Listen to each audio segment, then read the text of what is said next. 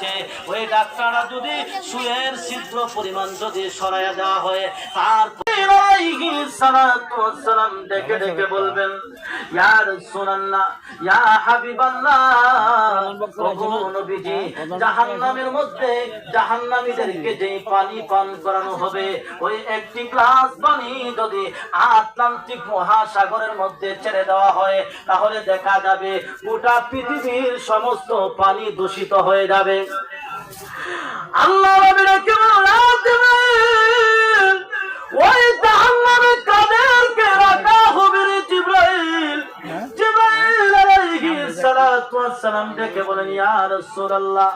ইয়া হাবিবাল্লাহ, ওগো নবীজি, প্রথম নম্বর জাহান্নামে রাখা হবে মুনাফিকদেরকে, 2 নম্বর জাহান্নামে রাখা হবে মুশরিকদেরকে, 3 নম্বর জাহান্নামে রাখা হবে সীমা লঙ্ঘনকারীদেরকে, 4 নম্বর জাহান্নামে রাখা হবে শয়তানের দোসরদেরকে, 5 নম্বর জাহান্নামে রাখা হবে ইহুদিদেরকে।